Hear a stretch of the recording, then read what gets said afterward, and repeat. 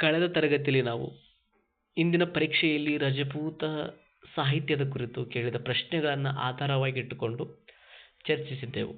ಇಂದಿನ ತರಗತಿಯಲ್ಲಿ ನಾವು ರಜಪೂತರ ಕಾಲದ ಪ್ರಮುಖ ಕವಿಗಳು ಹಾಗೆ ಅವರ ಪ್ರಮುಖ ಕೃತಿಗಳ ಕುರಿತು ಚರ್ಚಿಸೋಣ. ಹಾಗೆ ಈ ವಿಡಿಯೋದಿಂದ ನಿಮಗೆ ಉಪಯುಕ್ತವಾಗಿದ್ದರೆ, ನಿಮ್ಮ ಕಲಿಕೆಗೆ ಉಪಯುಕ್ತವಾಗಿದ್ದರೆ ಈ ವಿಡಿಯೋವನ್ನು ನಿಮ್ಮ ಸ್ನೇಹಿತರ ಜೊತೆಗೆ ಶೇರ್ ಮಾಡಬಹುದು. ಹಾಗೆ ನನ್ನ ಚಾನಲ್ ಸಬ್ಸ್ಕ್ರೈಬ್ ಮಾಡಬಹುದು. ಯೂಟ್ಯೂಬ್ ಚಾನಲ್ ಆದ learn easy and learn together ಎಂಬ ಯೂಟ್ಯೂಬ್ ಚಾನಲನ್ನು ಸಬ್ಸ್ಕ್ರೈಬ್ ಮಾಡಬಹುದು. ಹಾಗೆ ಇವತ್ತಿನ ತರಗತಿಯನ್ನು ಮುಂದುವರಿಸೋಣ.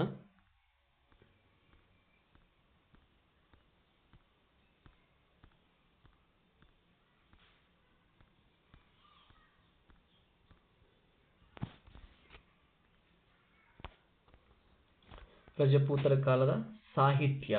ರಜಪೂತರ ಕಾಲದಲ್ಲಿ ಯಾವೆಲ್ಲ ಭಾಷೆಗಳು ಅಸ್ತಿತ್ವದಲ್ಲಿದ್ದವು, ಯಾವ ಭಾಷೆಗಳಲ್ಲಿ ಅವರು ತಮ್ಮ ಕೃತಿಗಳನ್ನು, ತಮ್ಮ ಮಾಹಿತಿಗಳನ್ನು ಹಂಚಿಕೊಳ್ತಾ ಇದ್ದರು ಅಂತ. ರಜಪೂತರ ಕಾಲದಲ್ಲಿ ಗುಜರಾತಿ, ರಾಜಸ್ಥಾನಿ ಮತ್ತು ಹಿಂದಿ ಭಾಷೆಗಳು ಬಳಕೆಯಲ್ಲಿದ್ದವು, ಭಾಷೆಗಳು ಅಭಿವೃದ್ಧಿಗೊಂಡಿದ್ದವು. ಹಾಗೆ ರಜಪೂತರ ಕಾಲದಲ್ಲಿ ಪ್ರಮುಖ ಕವಿಗಳು ತಮ್ಮ ತಮ್ಮ ಮಾತೃಭಾಷೆಯಲ್ಲಿ ಹಾಗೆ ಗುಜರಾತಿ, ರಾಜಸ್ಥಾನಿ, ಹಿಂದಿ ಭಾಷೆಗಳಲ್ಲಿ ತಮ್ಮ ಕೃತಿಗಳನ್ನು ರಚಿಸ್ತಾ ಇದ್ದರು. ಹಾಗೆ ರಜಪೂತ ದೊರೆಗಳಾದ ಭೋಜ, ಮುಂಜ ಮತ್ತು ಡಂಗ, ರಜಪೂತರ ಕಾಲದ ಪ್ರಸಿದ್ಧ ರಾಜರಾದ ಭೋಜ, ಮುಂಜ ಹಾಗೂ ಡಂಗ ಪ್ರಮುಖ ಸಾಹಿತಿಗಳಾಗಿದ್ದರು. ರಜಪೂತ ಪ್ರಮುಖ ದೊರೆಗಳಾಗಿ, ಅರಸರು ಆಗಿ, ಹಾಗೆ ಅವರು ಪ್ರಮುಖ ಸಾಹಿತಿಗಳಾಗಿದ್ದರು. ಯಾರು? ಈ ಭೋಜ, ಮುಂಜ ಹಾಗೂ ಡಂಗ ಇವರೆಲ್ಲರೂ ಸಾಹಿತಿಗಳಾಗಿದ್ದರು. ಹಾಗೆ ಸಾಹಿತ್ಯಕ್ಕೆ ತಮ್ಮದೇ ಆದ ವಿಶೇಷ ಕೊಡುಗೆಯನ್ನು ನೀಡಿದ್ದರು. ಹಾಗೆ ಅನೇಕ ಕವಿಗಳನ್ನು ತಮ್ಮ ಆಶ್ರಯದಲ್ಲಿ ಇಟ್ಟುಕೊಂಡಿದ್ದರು, ತಮ್ಮ ಆಸ್ಥಾನದಲ್ಲಿ ಸೇರಿಸಿಕೊಂಡಿದ್ದರು. ಹಾಗೆ ನಳಂದ, ಕಾಶಿ, ವಿಕ್ರಮಶೀಲ, ಉಜ್ಜಯಿನಿ ರಜಪೂತರ ಕಾಲದ ಪ್ರಮುಖ ವಿದ್ಯಾಕೇಂದ್ರಗಳಾಗಿದ್ದವು. ನಳಂದ, ಕಾಶಿ, ವಿಕ್ರಮಶೀಲ, ಉಜ್ಜಯಿನಿ ರಜಪೂತರ ಕಾಲದ ಪ್ರಮುಖ ವಿದ್ಯಾಕೇಂದ್ರಗಳಿದ್ದವು. ಪ್ರಶ್ನೆಗಳನ್ನು ಕೇಳಬಹುದು. ನಳಂದ, ಕಾಶಿ, ವಿಕ್ರಮಶೀಲ, ಉಜ್ಜಯಿನಿ ಯಾರ ಪ್ರಮುಖ ವಿದ್ಯಾಕೇಂದ್ರಗಳಾಗಿದ್ದವು ಎಂಬ ಪ್ರಶ್ನೆಯನ್ನು ಕೇಳಬಹುದು ಮುಂಬರುವ ಎಕ್ಸಾಮ್ನಲ್ಲಿ. ಹಾಗೆ ಈ ವಿಕ್ರಮಶೀಲ ವಿದ್ಯಾಕೇಂದ್ರವನ್ನು ಪಾಲರ ಪ್ರಸಿದ್ಧ ದೊರೆಯಾದ ಧರ್ಮಪಾಲನು ನಿರ್ಮಾಣ ಮಾಡ್ತಾನೆ. ಹಾಗೆ ರಜಪೂತರ ಕಾಲದಲ್ಲಿನ ಪ್ರಮುಖ ಮಹಿಳಾ ವಿದ್ವಾಂಸರು. ಈ ಪ್ರಶ್ನೆಯನ್ನು ಸಹ ಯಾವ ರೀತಿಯಾಗಿ ಕೇಳಬಹುದಂದರೆ, ರಜಪೂತರ ಕಾಲದಲ್ಲಿನ ಪ್ರಮುಖ ಮಹಿಳಾ ವಿದ್ವಾಂಸರನ್ನು ಆಯ್ಕೆ ಮಾಡಿ. ರಜಪೂತರ ಕಾಲದಲ್ಲಿನ ಪ್ರಮುಖ ಮಹಿಳಾ ವಿದ್ವಾಂಸರ ಕುರಿತು ಮುಂಬರುವ ಪರೀಕ್ಷೆಯಲ್ಲಿ ಕೇಳಬಹುದು. ಯಾವ ರೀತಿ ಕೇಳಬಹುದು ಅಂದರೆ, ರಜಪೂತ ಕಾಲದ ಪ್ರಮುಖ ಮಹಿಳಾ ವಿದ್ವಾಂಸರನ್ನು ಗುರುತಿಸಿ, ಕೆಲವೊಂದಿಷ್ಟು ಪ್ರಮುಖ ಕವಿಯತ್ರಿಗಳ ಹೆಸರನ್ನು ಕೊಟ್ಟು ಅವುಗಳಲ್ಲಿ ಸರಿಯಾದ ಕವಿತ್ರಿಯ ಹೆಸರುಗಳನ್ನು, ಮಹಿಳಾ ಸಾಹಿತಿಗಳನ್ನು ಆಯ್ಕೆ ಮಾಡ್ರಿ ಎಂಬ ಪ್ರಶ್ನೆಯನ್ನು ಕೇಳುವ ಚಾನ್ಸಸ್ ಇರುತ್ತೆ. ಸೊ ಆ ನಿಟ್ಟಿನಲ್ಲಿ ಈ ರಜಪೂತರ ಕಾಲದಲ್ಲಿನ ಪ್ರಮುಖ ಮಹಿಳಾ ವಿದ್ವಾಂಸರ ಕುರಿತು ನಾವು ತಿಳಿದುಕೊಳ್ಳಲೇಬೇಕಾಗುತ್ತದೆ. ಅಂಥ ಮಹಿಳಾ ವಿದ್ವಾಂಸರು ಯಾರಾಗಿದ್ದರು? ಆವಂತಿ ಸುಂದರಿ. ಮೊದಲನೇದಾಗಿ ಆವಂತಿ ಸುಂದರಿ. ಅವಳಿಗೆ ಜ್ಞಾನ ಭಂಡಾರದ ಆಗರ ಎಂಬ ಬಿರುದಿತ್ತು. ಮತ್ತೊಂದು ಪ್ರಶ್ನೆ ಯಾವ ರೀತಿ ಕೇಳಬಹುದು? ಜ್ಞಾನ ಭಂಡಾರದ ಆಗರ ಎಂದು ಯಾವ ರಜಪೂತ ಮಹಿಳಾ ವಿದ್ವಾಂಸರನ್ನು ಕರಿತಾ ಇದ್ರು ಅಂತ ಕೇಳಬಹುದು. ಯಾರನ್ನ? ಆವಂತಿ ಸುಂದರಿ. ಹಾಗೆ ಇಂದುಲೇಖ, ಮರುಳ, ಸುಭದ್ರ, ವಿಜ್ಜಿಕ, ಮೋರಿಕ, ಪದ್ಮಶ್ರೀ ಹಾಗೆ ಲಕ್ಷ್ಮಿ. ಈ ವಿಜ್ಜಿಕ ಅಂದ ತಕ್ಷಣ ನಮಗೆ ನೆನಪಾಗೋದು ಬಾದಾಮಿ ಚಾಲುಕ್ಯರ ಪ್ರಸಿದ್ಧ ದೊರೆಯಾದ ಇಮ್ಮಡಿ ಪುಲಿಕೇಶಿಯ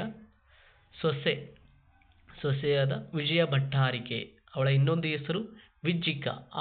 ಆ ವಿಜ್ಜಿಕ ಬರೆದ ಕೃತಿ ಕೌಮುದಿ ಮಹೋತ್ಸವ. ವಿಜ್ಜಿಕ ಎಂದ ತಕ್ಷಣ ನೆನಪಾಗೋದು ಬಾದಾಮಿ ಚಾಲುಕ್ಯರ ಪ್ರಸಿದ್ಧ ದೊರೆಯಾದ ಇಮ್ಮಡಿ ಪುಲಿಕೇಶಿಯ ಸೊಸೆ ವಿಜ್ಜಿಕ ಅಂತ. ಈ ವಿಜ್ಜಿಕ ಎಂಬ ಮಹಿಳಾ ವಿದ್ವಾಂಸರು ಸಹ ರಜಪೂತರ ಕಾಲದಲ್ಲಿ ಆಶಯದಾತಳಾಗಿದ್ದಳು. ಆಶಯದಲ್ಲಿದ್ದಳು. ರಜಪೂತರ ಆಶಯದಲ್ಲಿ ಯಾರಿದ್ರು? ಆವಂತಿ ಸುಂದರಿ, ಇಂದುಲೇಖ, ಮರುಳ, ಸುಭದ್ರ, ಲಕ್ಷ್ಮಿ, ವಿಜ್ಜಿಕ, ಮೌರಿಕ, ಪದ್ಮಶ್ರೀ. ಹಾಗೆ ಮುಂದಿನದಾಗಿ ರಜಪೂತರ ಕಾಲದ ಪ್ರಮುಖ ಕವಿಗಳು ಮತ್ತು ಅವರ ಕೃತಿಗಳು. ರಜಪೂತರ ಕಾಲದ ಪ್ರಮುಖ ಕವಿಗಳು ಮತ್ತು ಅವರ ಕೃತಿಗಳು. ಜಯದೇವ. ಜಯದೇವ ರಜಪೂತರ ಕಾಲದಲ್ಲಿ ಬರುವ ಓರ್ವ ಶ್ರೇಷ್ಠ ಕವಿ. ಆತನ ಕೃತಿ ಯಾವುದು? ಗೀತ ಗೋವಿಂದ. ಗೀತ ಗೋವಿಂದ. ಹಾಗೆ ಚಾಂದ್ ಬರ್ದಾಯಿ. ಚಾಂದ್ ಬರ್ದಾಯಿ. ಮೂರನೇ ಪೃಥ್ವಿರಾಜ್ ಚವ್ಹಾಣ್. ಮೂರನೇ ಪೃಥ್ವಿರಾಜ್ ಚವ್ಹಾಣ್ ಚವ್ಹಾಣ ವಂಶದ ಪ್ರಸಿದ್ಧ ದೊರೆ. ಅಂತಹ ಮೂರನೇ ಪೃಥ್ವಿರಾಜ್ ಚವ್ಹಾಣನ ಕುರಿತು ಚಾಂದ್ ಬರ್ದಾಯಿ ಒಂದು ಕೃತಿ ಬರ್ತಾನೆ. ಆ ಕೃತಿ ಯಾವುದು? ಪೃಥ್ವಿರಾಜ ರಾಸೋ. ಪೃಥ್ವಿರಾಜ ರಾಸೋ. ಈ ಕೃತಿಯು ರಜಪೂತರ ಮೂಲ, ಅವರು ಅಗ್ನಿ ಮೂಲಕ್ಕೆ ಸೇರಿದ್ದರು ಎಂಬ ಅಂಶವನ್ನು ತಿಳಿಸ್ತದೆ. ಹಾಗೆ ಮೂರನೇ ಪೃಥ್ವಿರಾಜ್ ಚವ್ಹಾಣ್ ಮತ್ತು ಮೊಹಮ್ಮದ್ ಘೋರಿ ನಡುವಿನ ಯುದ್ಧವನ್ನು, 1ನೇ ತರಾಯಿನ್ ಯುದ್ಧ ಹಾಗೆ 2ನೇ ತರಾಯಿನ್ ಯುದ್ಧದ ಕುರಿತು ಸಹ ಮಾಹಿತಿಯನ್ನು ನೀಡುತ್ತದೆ. ಹಾಗೆ ಮೂರನೇ ಪೃಥ್ವಿರಾಜ್ ಚವ್ಹಾಣನ ಸಾಧನೆಗಳನ್ನು ಸಹ ಈ ಕೃತಿ ಒಳಗೊಂಡಿದೆ. ಹಾಗೆ ಭವಭೂತಿ. ಭವಭೂತಿ ರಜಪೂತರ ಕಾಲದಲ್ಲಿರುವ ಓರ್ವ ಶ್ರೇಷ್ಠ ಕವಿಗಳಲ್ಲಿ ಈತನು ಒಬ್ಬನು. ಆತನ ಕೃತಿಗಳು ಉತ್ತರ ರಾಮಚರಿತ, ಮಹಾವೀರ ಚರಿತ, ಮಾಲತಿ ಮಾಧವ. ಉತ್ತರ ರಾಮಚರಿತ, ಮಹಾವೀರ ಚರಿತ, ಮಾಲತಿ ಮಾಧವ. ಈ ಮಾಲತಿ ಮಾಧವ ಕಳೆದ ತರಗತಿಯಲ್ಲಿ ಡಿಸ್ಕಸ್ ಮಾಡಿದ ಹಾಗೆ ಓರ್ವ ಪ್ರೇಮ ಕಾವ್ಯವನ್ನು ಒಳಗೊಂಡಿದೆ. ಓರ್ವ ಮಾಲತಿ ಮತ್ತು ಮಾಧವ ಎಂಬ ಪ್ರೇಮಿಗಳ ಪ್ರೇಮವನ್ನು ಈ ಕೃತಿ ಒಳಗೊಂಡಿದೆ. ಮಾಲತಿ ಮತ್ತು ಮಾಧವ. ಮಾಲತಿ ಮತ್ತು ಮಾಧವ ಎಂಬ ಪ್ರೇಮಿಗಳ ಪ್ರೇಮ ಪ್ರಸಂಗವನ್ನು ಒಳಗೊಂಡಿದೆ. ಹಾಗೆ ಭಾರವಿ. ಕೀರ್ತಾರ್ಜುನೇಯ. ಕೀರ್ತಾರ್ಜುನೇಯ. ಭಾರವಿ ಬರೆದ ಕೀರ್ತಾರ್ಜುನೇಯ ಕೃತಿಯು ಅರ್ಜುನ ಮತ್ತು ಶಿವನ ನಡುವೆ ನಡೆಯುವ ಯುದ್ಧದ ಪ್ರಸಂಗವನ್ನು ಈ ಕೃತಿ ತಿಳಿಸುತ್ತದೆ. ಹಾಗೆ ಈ ಕೀರ್ತಾರ್ಜುನೇಯ ಕೃತಿಯು ಅರ್ಜುನನು ಶಿವನಿಂದ ಪಾಶುಪತಾಸ್ತ್ರವನ್ನು ಪಡೆಯುವ ಸಲುವಾಗಿ ತಪಸ್ಸನ್ನು ಮಾಡುತ್ತಿದ್ದಾಗ ಆ ಅರ್ಜುನನ ತಪಸ್ಸನ್ನು ಪರೀಕ್ಷಿಸಲು ಶಿವನು ಕಿರಾತ ಅಂದರೆ ಬೇಟೆಗಾರನ ವೇಷದಲ್ಲಿ ಬಂದು ಅವನೊಂದಿಗೆ ಯುದ್ಧ ಮಾಡ್ತಾನೆ. ಅಂತಹ ಪ್ರಸಂಗವನ್ನು ಈ ಕೀರ್ತಾರ್ಜುನೇಯ ಎಂಬ ಕೃತಿ ಒಳಗೊಂಡಿದೆ. ಹಾಗೆ ಭರ್ತೃಹರಿಯ ರಾವಣವಧ. ಭರ್ತೃಹರಿಯ ರಾವಣವಧ. ಸೋಮದೇವ ಕಥಾಸರಿತ್ಸಾಗರ. ಸೋಮದೇವ ಬರೆದ ಕಥಾಸರಿತ್ಸಾಗರ. ಹಾಗೆ ಲಲಿತ ವಿಗ್ರಹ ರಾಜ. ಲಲಿತ ವಿಗ್ರಹ ರಾಜ. ಈ ಎರಡೂ ಕೃತಿಗಳು ಸೋಮದೇವ ರಚಿಸಿದ್ದಾನೆ. ಯಾವೆಲ್ಲ ಕೃತಿಗಳು? ಕಥಾಸರಿತ್ಸಾಗರ, ಲಲಿತ ವಿಗ್ರಹ ರಾಜ. ಲಲಿತ ವಿಗ್ರಹ ರಾಜ. ಹಾಗೆ ಮುಂದಿನದಾಗಿ ಜಯನಿಕ. ಜಯನಿಕನ ಕೃತಿ ಪೃಥ್ವಿರಾಜ ವಿಜಯ. ಪೃಥ್ವಿರಾಜ ವಿಜಯ ಬರೆದ ಕವಿ ಯಾರು? ಜಯನಿಕ. ಹಾಗೆ ಪೃಥ್ವಿರಾಜ ರಾಸೋ ಚಾಂದ್ ಬರ್ದಾಯಿ. ಜಯನಿಕ ಬರೆದ ಕೃತಿ ಪೃಥ್ವಿರಾಜ ವಿಜಯ. ಹಾಗೆ ಕಲ್ಲಣ. ರಾಜತರಂಗಿಣಿ. ಕಾಶ್ಮೀರದ ಇತಿಹಾಸವನ್ನು ತಿಳಿಸುವ ಗ್ರಂಥ ಯಾವುದು? ರಾಜತರಂಗಿಣಿ. ಹಾಗೆ ರಾಜಶೇಖರ ಬಾಲರಾಮಾಯಣ, ಹರಿವಿಲಾಸ, ಬಾಲಭಾರತ, ಕರ್ಪೂರ ಮಂಜರಿ, ಕಾವ್ಯ ಮೀಮಾಂಸೆ. ಈ ರಾಜಶೇಖರನು ಬಾಲರಾಮಾಯಣ, ಹರಿವಿಲಾಸ, ಬಾಲಭಾರತ, ಕರ್ಪೂರ ಮಂಜರಿ, ಕಾವ್ಯ ಮೀಮಾಂಸೆ ಎಂಬ ಕೃತಿಗಳನ್ನು ರಚನೆ ಮಾಡ್ತಾನೆ. ಯಾರು? ರಾಜಶೇಖರ. ಹಾಗೆ ಧರ್ಮಪಾಲ. ಓರ್ವ ರಾಜನಾಗಿದ್ದ, ರಜಪೂತರ ಶ್ರೇಷ್ಠ ರಾಜನಾಗಿದ್ದ ಧರ್ಮಪಾಲ. ಪಾಲರ ಶ್ರೇಷ್ಠ ರಾಜನಾಗಿದ್ದ ಧರ್ಮಪಾಲ ತಿಲಕ ಮಂಜರಿ ಎಂಬ ಕೃತಿಯನ್ನು ರಚನೆ ಮಾಡ್ತಾನೆ. ಹಾಗೆ ಹೇಮಚಂದ್ರ. ದೇಶಿ ನಾಮಮಾಲ, ಶಬ್ದಕೋಶ ಅಥವಾ ಶಬ್ದಾನುಶಾಸನ, ಶಬ್ದಕೋಶ. ಹಾಗೆ ಕುಮಾರಪಾಲ ಚರಿತ. ಹಾಗೆ ಬಲ್ಲಾಳ ಭೋಜ ಪ್ರಬಂಧ. ಬಲ್ಲಾಳನು ತನ್ನ ಆಶ್ರಯದಾತನಾದ ಭೋಜರಾಜನ ಕುರಿತು ಭೋಜ ಪ್ರಬಂಧ ಎಂಬ ಕೃತಿಯನ್ನು ರಚನೆ ಮಾಡ್ತಾನೆ. ಮುಂದಿನದಾಗಿ ಭೋಜರಾಜ ಓರ್ವ ಕವಿಯಾಗಿದ್ದ ಭೋಜರಾಜ ಶಬ್ದಾನುಶಾಸನ, ಆಯುರ್ವೇದ ಸರ್ವಸ್ವ ಎಂಬ 2 ಕೃತಿಗಳನ್ನು ರಚನೆ ಮಾಡ್ತಾನೆ. ಯಾರು? ಭೋಜರಾಜ. ರಜಪೂತರ ಗೂರ್ಜ ಪ್ರತಿಹಾರರ ಪ್ರಮುಖ ರಾಜರಲ್ಲಿ ಒಬ್ಬನಾಗಿರ್ತಾನೆ.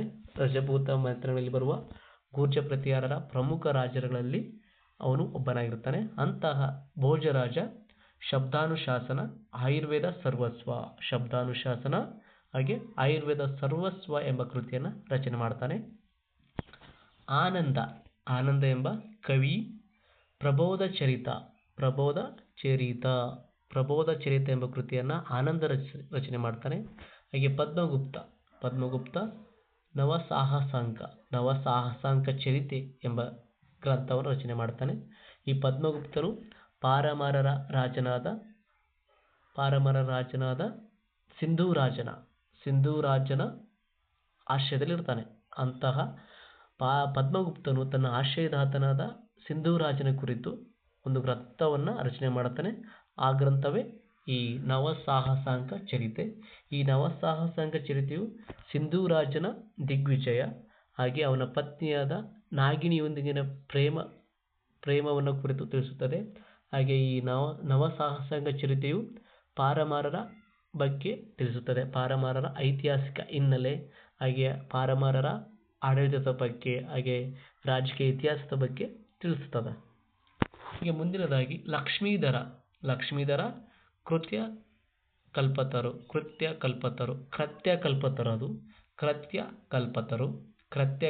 ಎಂಬ ಗ್ರಂಥವನ್ನು ಲಕ್ಷ್ಮೀಧರ ರಚನೆ ಮಾಡ್ತಾನೆ. ಹಾಗೆ ನಾಲ್ಕನೇ ವಿಗ್ರಹ ರಾಜ ಇವನು ಚೌಹಾಣರ ಪ್ರಸಿದ್ಧ ದೊರೆಗಳಲ್ಲಿ ಒಬ್ಬನು. ಯಾರು? ಚೌಹಾಣ ಮನೆತನವನ್ನು ಸ್ಥಾಪನೆ ಮಾಡಿದ್ದು ವಾಸುದೇವ.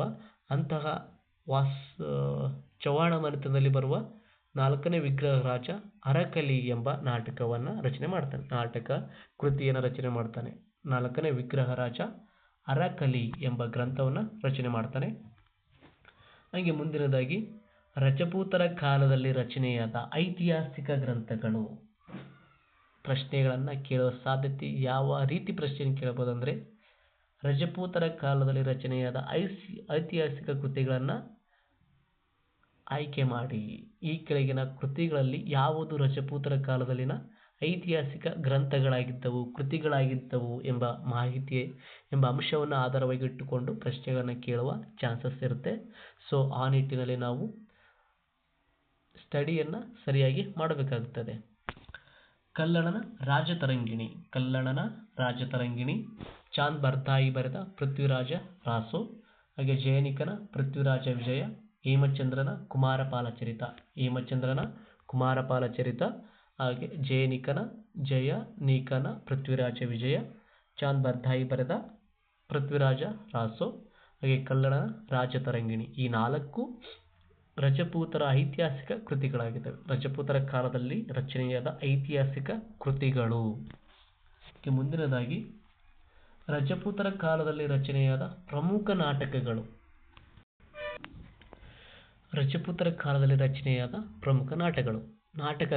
ಹಾಗೆ ಪ್ರಶ್ನೆಗಳನ್ನು ಕೇಳುವ ಚಾನ್ಸಸ್ ಇರುತ್ತೆ. ಸೊ ಆ ನಿಟ್ಟಿನಲ್ಲಿ ರಜಪೂತರ ಕಾಲದ ಪ್ರಮುಖ ನಾಟಕಗಳು ಯಾವುವು ಎಂಬ ಅಂಶವನ್ನು ನಾವು ತಿಳಿದುಕೊಂಡು ಬೇಕಾಗಿರುತ್ತದೆ. ರಾಜಶೇಖರನ ಬಾಲರಾಮಾಯಣ ಮತ್ತು ಕರ್ಪೂರ ಮಂಜರಿ ಇವೆ ರಾಜಶೇಖರ ರಚಿಸಿದ ಬಾಲರಾಮಾಯಣ ಮತ್ತು ಕರ್ಪೂರ ಮಂಜರಿ ಪ್ರಮುಖ ನಾಟಕಗಳಾಗಿರುತ್ತವೆ. ಹಾಗೆ ಭವಭೂತಿಯ ಉತ್ತರ ರಾಮಚರಿತ ಮತ್ತು ಮಹಾವೀರ ಚರಿತ ಇವು ರಜಪೂತರ ಕಾಲದಲ್ಲಿ ರಚನೆಯಾದ ಪ್ರಮುಖ ನಾಟಕಗಳು. ಯಾವೆಲ್ಲ? ರಾಜಶೇಖರನ ಬಾಲರಾಮಾಯಣ, ಕರ್ಪೂರ ಮಂಜರಿ, ಭವಭೂತಿಯ ಉತ್ತರ ರಾಮಚರಿತ ಹಾಗೆ ಮಹಾವೀರ ಚರಿತ. ಈ 4 ನಾಟಕಗಳು ರಜಪೂತರ ಕಾಲದಲ್ಲಿ ರಚನೆಯಾಗಿರುತ್ತವೆ. ಹಾಗೆ ಭೋಜರಾಜನ ಆಸ್ಥಾನದಲ್ಲಿದ್ದ ಜೈನ ಕವಿಗಳು ಯಾರು? ಪ್ರಶ್ನೆಗಳನ್ನು ಯಾವ ರೀತಿ ಕೇಳಬಹುದು ಅಂದರೆ, ಭೋಜರಾಜನ ಆಸ್ಥಾನದಲ್ಲಿ ಇದ್ದ ಪ್ರಮುಖ ಜೈನ ಕವಿಗಳು ಯಾರು? ಶಾಂತಿಸೇನ, ಘನಪಾಲ, ಪ್ರಭಾಚಂದ್ರ ಸೂರಿ, ಘನಪಾಲ, ಶಾಂತಿಸೇನ ಇವರು ಭೋಜರಾಜನ ಆಸ್ಥಾನದಲ್ಲಿ ಪ್ರಮುಖ ಜೈನ ಕವಿಗಳಾಗಿರ್ತಾರೆ. ಹಾಗೆ ಮುಂದಿನದಾಗಿ ಮುಂಜರಾಜನ ಆಸ್ಥಾನದಲ್ಲಿದ್ದ ಪ್ರಮುಖ ಕವಿಗಳು ಪದ್ಮಗುಪ್ತ ಮತ್ತು ಆಲಾಯುಧ. ಮುಂಜರಾಜನ ಆಸ್ಥಾನದಲ್ಲಿದ್ದ ಕವಿಗಳ್ಯಾರು? ಪದ್ಮಗುಪ್ತ ಮತ್ತು ಆಲಾಯುಧ. ಪದ್ಮಗುಪ್ತನ ಕೃತಿ ನವ ಸಾಹಸಾಂಕ ಚರಿತ. ಹಾಗೆ ರಜಪೂತರ ಕಾಲದಲ್ಲಿ ರಚನೆಯಾದ ಪ್ರಮುಖ ಕಾವ್ಯಗಳು. ರಜಪೂತರ ಕಾಲದಲ್ಲಿ ರಚನೆಯಾದ ಪ್ರಮುಖ ಕಾವ್ಯಗಳು: ಜಯದೇವನ ಗೀತಗೋವಿಂದ, ಭಾರವಿಯ ಕೀರ್ತಾರ್ಜುನೇಯ, ಭರ್ತೃಹರಿಯ ರಾವಣವಧ. ಜಯದೇವನ ಗೀತಗೋವಿಂದ, ಭಾರವಿಯ ಕೀರ್ತಾರ್ಜುನೇಯ, ಹಾಗೆ ಭರ್ತೃಹರಿಯ ರಾವಣವಧ. ಇವು ರಜಪೂತರ ಕಾಲದಲ್ಲಿ ರಚನೆಯಾದ ಪ್ರಮುಖ ಕಾವ್ಯಗಳು. ಹಾಗೆ ಮುಂದಿನದಾಗಿ ರಜಪೂತರ ಕಾಲದಲ್ಲಿ ರಚನೆಯಾದ ಅರಸರ ಜೀವನ ಚರಿತ್ರೆ ಮತ್ತು ಶೌರ್ಯವನ್ನು ತಿಳಿಸುವ ಕೃತಿಗಳು. ರಜಪೂತರ ಕಾಲದಲ್ಲಿ ರಚನೆಯಾದ ಅರಸರ ಜೀವನ ಚರಿತ್ರೆ ಮತ್ತು ಶೌರ್ಯವನ್ನು ತಿಳಿಸುವ ಗ್ರಂಥಗಳು ಯಾವುವು, ಕೃತಿಗಳು ಯಾವುವು ಎಂಬ ಪ್ರಶ್ನೆಯನ್ನು ಕೇಳುವ ಚಾನ್ಸಸ್ ಇರುತ್ತೆ. So this one is so important in our. ಹಾಗೆ ಈ ಅಂಶಗಳು ಸಹ ನಮ್ಮ ಮುಂಬರುವ ಎಕ್ಸಾಮ್ಗೆ ಅತ್ಯಮೂಲ್ಯವಾಗುತ್ತವೆ. ಯಾವುವು? ಚಾಂದ್ ಭರ್ತಾಯಿಯ ಪೃಥ್ವಿರಾಜ ರಾಸು. ಇದು 3ನೇ ಪೃಥ್ವಿರಾಜ್ ಚೌಹಾಣನ ಶೌರ್ಯ ಮತ್ತು ಅವನ ಜೀವನದ ಕುರಿತು ತಿಳಿಸುತ್ತದೆ. ಹಾಗೆ ಬಲ್ಲಾಳನ ಭೋಜ ಪ್ರಬಂಧ. ಈ ಕೃತಿಯು ಭೋಜರಾಜನ ಸಾಹಸ ಮತ್ತು ವಿಜಯಗಳನ್ನು ತಿಳಿಸುತ್ತದೆ. ಈ ಎರಡು ಕೃತಿಗಳು ರಜಪೂತರ ಕಾಲದಲ್ಲಿ ರಚನೆಯಾದ ಅರಸರ ಜೀವನ ಚರಿತ್ರೆ ಮತ್ತು ಶೌರ್ಯವನ್ನು ತಿಳಿಸುವ ಗ್ರಂಥಗಳು. ಯಾವ ರೀತಿ ಕೇಳಬಹುದು ಕ್ವಶನ್ನು? ರಜಪೂತರ ಕಾಲದಲ್ಲಿ ರಚನೆಯಾದ ಅರಸರ ಜೀವನ ಚರಿತ್ರೆಯನ್ನು ಹೊಂದಿರುವ ಗ್ರಂಥಗಳು ಯಾವುವು? ಗ್ರಂಥಗಳನ್ನು ಗುರುತಿಸಿ. ಚಾಂದ್ ಭರ್ತಾಯಿಯ ಪೃಥ್ವಿರಾಜ ರಾಸು, ಬಲ್ಲಾಳನ ಭೋಜ ಪ್ರಬಂಧ. ಹಾಗೆ ಮುಂದಿನದಾಗಿ ಹೇಮಚಂದ್ರ. ರಜಪೂತರಲ್ಲಿ ಬರುವ ಶ್ರೇಷ್ಠ ಕವಿಗಳಲ್ಲಿ ಒಬ್ಬನಾದ ಹೇಮಚಂದ್ರ ರಜಪೂತರ ಕಾಲದ ಪ್ರಮುಖ ಜೈನ ಕವಿ ಆಗಿರ್ತಾನೆ. ಯಾರು? ಈ ಹೇಮಚಂದ್ರ ರಜಪೂತರ ಕಾಲದಲ್ಲಿನ ಪ್ರಮುಖ ಜೈನ ಕವಿ. ಹಾಗೆ ಸೋಲಂಕಿಯರ ಆಸ್ಥಾನದಲ್ಲಿ ಪ್ರಮುಖ ಕವಿಯಾಗಿ ಗುರುತಿಸಿಕೊಂಡಿರ್ತಾನೆ. ಯಾರ ಆಸ್ಥಾನದಲ್ಲಿ? ಗುಜರಾತ್ನ ಸೋಲಂಕಿಯರ ಆಸ್ಥಾನದಲ್ಲಿ ಪ್ರಮುಖ ಕವಿಯಾಗಿ ಗುರುತಿಸಿಕೊಂಡಿರ್ತಾನೆ. ಹಾಗೆ ಈ ಸೋಲಂಕಿಯರ ಆಳ್ವಿಕೆಯ ಕಾಲದಲ್ಲಿ ದೇಶಿ ನಾಮಮಾಲ ಎಂಬ ಕೃತಿಯನ್ನು ಈ ಹೇಮಚಂದ್ರ ರಚನೆ ಮಾಡ್ತಾನೆ. ಈ ಕೃತಿಯು ಯಾವ ಭಾಷೆಯಲ್ಲಿದೆ ಎಂಬ ಪ್ರಶ್ನೆಯನ್ನು ಕೇಳಬಹುದು. ಹೇಮಚಂದ್ರ ರಚಿಸಿದ ದೇಶಿ ನಾಮಮಾಲ ಕೃತಿಯು ಯಾವ ಭಾಷೆಯಲ್ಲಿದೆ ಎಂಬ ಪ್ರಶ್ನೆಯನ್ನು ನಮ್ಮ ಮುಂಬರುವ ಪರೀಕ್ಷೆಯಲ್ಲಿ ಕೇಳುವ ಚಾನ್ಸಸ್ ಇರುತ್ತೆ. ಸೊ ಈ ದೇಶೀಯ ನಾಮಮಾಲ ಕೃತಿಯು ಪ್ರಾಕೃತ ಭಾಷೆಯಲ್ಲಿದೆ. ಹಾಗೆ ಈ ಕೃತಿಯು ಒಂದು ಖ್ಯಾತ ನಿಘಂಟು, ವ್ಯಾಕರಣಕ್ಕೆ ಸಂಬಂಧಿಸಿದ ಒಂದು ಕೃತಿ. ಯಾವುದು? ದೇಶೀಯ ನಾಮಮಾಲ. ಈ ಕೃತಿಯನ್ನು ಯಾರು ರಚನೆ ಮಾಡ್ತಾರೆ? ಹೇಮಚಂದ್ರ. ಈ ಹೇಮಚಂದ್ರ ಸೋಲಂಕಿಯರ ಆಸ್ಥಾನದಲ್ಲಿ ಪ್ರಮುಖ ಕವಿಯಾಗಿರ್ತಾನೆ. ಹಾಗೆ ಇವನು ಒಬ್ಬ ಜೈನ ಕವಿ ಆಗಿರ್ತಾನೆ. ಹಾಗೆ ಹೇಮಚಂದ್ರನು ಮತ್ತೊಂದು ಕೃತಿಯನ್ನು ರಚನೆ ಮಾಡ್ತಾನೆ. ಅದು ಕುಮಾರಪಾಲ ಚರಿತ. ಅದು ಯಾರ ಬಗ್ಗೆ ಇರುತ್ತೆ? ತನ್ನ ಆಶ್ರಯದಾತನಾದ ಕುಮಾರಪಾಲನ ದಿಗ್ವಿಜಯಗಳನ್ನು ತಿಳಿಸುವ ಗ್ರಂಥವನ್ನು ರಚಿಸ್ತಾನೆ. ಯಾರು? ಹೇಮಚಂದ್ರ. ಕುಮಾರಪಾಲ ಚರಿತ ಎಂಬ ಕೃತಿಯನ್ನು ತನ್ನ ಆಶ್ರಯದಾತನಾದ ಕುಮಾರಪಾಲನ ಕುರಿತು ರಚನೆ ಮಾಡ್ತಾನೆ. ಹಾಗೆ ಮುಂದಿನದಾಗಿ ಈ ಎಲ್ಲ ಅಂಶಗಳನ್ನು ಗಮನಿಸಿಕೊಂಡಾಗ ಪ್ರಮುಖವಾಗಿ ನಾವು ಪದ್ಮಗುಪ್ತನ ನವ ಸಾಹಸಾಂಕ ಚರಿತ, ಹಾಗೆ ಹೇಮಚಂದ್ರನ ದೇಶೀಯ ನಾಮಮಾಲ, ಕುಮಾರಪಾಲ ಚರಿತ, ಶಬ್ದಾನುಶಾಸನ, ಹಾಗೆ ಮುಂತಾದ ಕವಿಗಳ ಕೃತಿಗಳನ್ನು, ಹಾಗೆ ಚಾಂದ್ ಭರ್ತಾಯಿ ಬರೆದ ಪೃಥ್ವಿರಾಜ್ ರಾಸು ಎಂಬ ಗ್ರಂಥವನ್ನು ತಿಳಿದುಕೊಂಡಿದ್ದೇವೆ. ಈ ಗ್ರಂಥವು ರಜಪೂತರ ಮೂಲ, ಹಾಗೆ 3ನೇ ಪೃಥ್ವಿರಾಜ್ ಚೌಹಾಣನ ದಿಗ್ವಿಜಯವನ್ನು ತಿಳಿಸುತ್ತದೆ. ಹಾಗೆ ಮುಂದಿನದಾಗಿ ರಜಪೂತರ ಕಾಲದ ಪ್ರಮುಖ ದೇವಾಲಯಗಳು. ರಜಪೂತರು ಯಾವೆಲ್ಲ ದೇವಾಲಯಗಳನ್ನು ನಿರ್ಮಿಸಿದರು ಎಂಬ ಅಂಶವನ್ನು ಈಗ ತಿಳಿದುಕೊಳ್ಳೋಣ. ಖಂಡೇರಾಯ ದೇವಾಲಯ ಇದು ಮಧ್ಯಪ್ರದೇಶದ ಖಜುರಾಹೋದಲ್ಲಿದೆ. ಇದನ್ನು ಚಂದೇಲ ರಾಜವಂಶದವರು ನಿರ್ಮಾಣ ಮಾಡ್ತಾರೆ. ಯಾವ ದೇವಾಲಯವನ್ನು? ಖಂಡೇರಾಯ ದೇವಾಲಯವನ್ನು ಚಂದೇಲ ರಾಜವಂಶದವರು ನಿರ್ಮಾಣ ಮಾಡ್ತಾರೆ. ಹಾಗೆ ದಿಲ್ವಾರ ದೇವಾಲಯ ಮೌಂಟ್ ಅಬು ರಾಜಸ್ಥಾನದಲ್ಲಿ ಬರುವ ಒಂದು ದೇವಾಲಯ. ಇದು ಜೈನ ಧರ್ಮಕ್ಕೆ ಸೇರಿದ ಒಂದು ದೇವಾಲಯವಾಗಿದೆ. ಹಾಗೆ ಸೂರ್ಯ ದೇವಾಲಯ ಒಡಿಸ್ಸಾದ ಕೋನಾರ್ಕ್ನಲ್ಲಿದೆ. ಹಾಗೆ ಲಿಂಗರಾಜ ದೇವಾಲಯ ಭುವನೇಶ್ವರ, ಒಡಿಸ್ಸಾದಲ್ಲಿ ಬರುವ ಇನ್ನೊಂದು ದೇವಾಲಯ ಲಿಂಗರಾಜ ದೇವಾಲಯ. ಹಾಗೆ ಒಡಿಸ್ಸಾದಲ್ಲಿ ಇನ್ನೊಂದು ದೇವಾಲಯ ಲಿಂಗರಾಜ ದೇವಾಲಯ. ಈ ದೇವಾಲಯವು ಭಾರತದ 2ನೇ ಅತಿ ಎತ್ತರದ ದೇವಾಲಯವಾಗಿದೆ. ಇದು 180 ಅಡಿ ಎತ್ತರವನ್ನು ಹೊಂದಿದೆ. ಹಾಗೆ ಮೊದಲನೆಯದು ರಾಮೇಶ್ವರದಲ್ಲಿರುವ ದೇವಾಲಯ ಭಾರತದಲ್ಲಿ ಅತಿ ಎತ್ತರವಾದ ದೇವಾಲಯವಾಗಿದೆ. ಹಾಗೆ ಲಿಂಗರಾಜ ದೇವಾಲಯವು ಭುವನೇಶ್ವರದಲ್ಲಿ ಬರುತ್ತದೆ. ಹಾಗೆ ಗ್ವಾಲಿಯರ್ ಕೋಟೆಯನ್ನು ಮಾನ್ಸಿಂಗ್, ರಾಜಪೂತರ ರಾಜ ಮಾನ್ಸಿಂಗನ ತನ್ನ ಹೆಂಡತಿಯಾದ, ತನ್ನ ರಾಣಿಯಾದ ಮೃಗನಯನೆಗಾಗಿ ನಿರ್ಮಾಣ ಮಾಡ್ತಾನೆ. ಈ ಗ್ವಾಲಿಯರ್ ಕೋಟೆಯನ್ನು ಭಾರತದ ಕೋಟೆಗಳ ಕೊರಳ ಹಾರದ ಮುತ್ತು ಅಂತ ಕರೀತಾರೆ. ಕೊರಳ ಹಾರದ ಮುತ್ತು, ಭಾರತದ ಕೋಟೆಗಳ ಕೊರಳ ಹಾರದ ಮುತ್ತು ಎಂದು ಈ ಗ್ವಾಲಿಯರ್ ಕೋಟೆಯನ್ನು ಕರೀತಾರೆ. ಹಾಗೆ ಈ ಗ್ವಾಲಿಯರ್ ಕೋಟೆಯನ್ನು ನಿರ್ಮಾಣ ಮಾಡಿದ ರಜಪೂತ ರಾಜ ಯಾರು? ರಾಜ ಮಾನ್ಸಿಂಗ್. ಹಾಗೆ ಹವಾಮಹಲ್ ಅರಮನೆ ಜೈಪುರ್ನಲ್ಲಿ, ರಾಜಸ್ಥಾನದ ಜೈಪುರ್ನಲ್ಲಿ ಕಂಡುಬರುತ್ತದೆ. ಹಾಗೆ ಉದಯ್ಪುರ ಅರಮನೆ ರಾಜಸ್ಥಾನದಲ್ಲಿ ಕಂಡುಬರುತ್ತದೆ. ಇದೆಲ್ಲ ರಜಪೂತರ ಕಾಲದ ಪ್ರಮುಖ ದೇವಾಲಯಗಳು. ಹಾಗೆ ರಜಪೂತರ ಕಾಲದ ಸಾಹಿತ್ಯದ ಕುರಿತು ತಿಳಿದುಕೊಂಡಿದ್ದೇವೆ. ಈ ರಜಪೂತರ ಕಾಲದ ಸಾಹಿತ್ಯಗಳ ಜೊತೆಗೆ ಈ ರಜಪೂತರ ಕಾಲದ ಪ್ರಮುಖ ದೇವಾಲಯಗಳು ಸಹ ನಮ್ಮ ಮುಂಬರುವ ಪರೀಕ್ಷೆಯಲ್ಲಿ, ನಮ್ಮ ಕಲಿಕೆಯಲ್ಲಿ ಹಾಗೆ ಪರೀಕ್ಷೆಯಲ್ಲಿ ಬರುವ ಚಾನ್ಸಸ್ ಇರುವುದರಿಂದ ನಾವು ಸರಿಯಾಗಿ ರಜಪೂತರ ಕಾಲದ ಸಾಹಿತ್ಯ ಹಾಗೆ ಪ್ರಮುಖ ದೇವಾಲಯಗಳನ್ನು ಓದ್ಕೊಳ್ಳಬೇಕಾಗುತ್ತದೆ. ಆ ನಿಟ್ಟಿನಲ್ಲಿ ಈ ಎಲ್ಲ ಅಂಶಗಳು, ಸಾಹಿತ್ಯ ಹಾಗೆ ಪ್ರಮುಖ ದೇವಾಲಯಗಳು ನಮ್ಮ ಪರೀಕ್ಷೆಯಲ್ಲಿ ಉತ್ತಮ ಅಂಕಗಳನ್ನು ಗಳಿಸುವುದಕ್ಕೆ ಸಹಾಯ ಮಾಡುತ್ತವೆ. ಹಾಗೆ ರಜಪೂತರ ಕಾಲದ ಪ್ರಮುಖ ಕವಿಗಳು ಹಾಗೆ ಅವರ ಕೃತಿಗಳನ್ನು ಸರಿಯಾಗಿ ಓದಿಕೊಂಡ್ರೆ ಮುಂಬರುವ ಪರೀಕ್ಷೆಯಲ್ಲಿ ಕೇಳುವ ಪ್ರಶ್ನೆಗಳಿಗೆ ನಾವು ಸರಳವಾಗಿ ಉತ್ತರವನ್ನು ನೀಡಬಹುದು.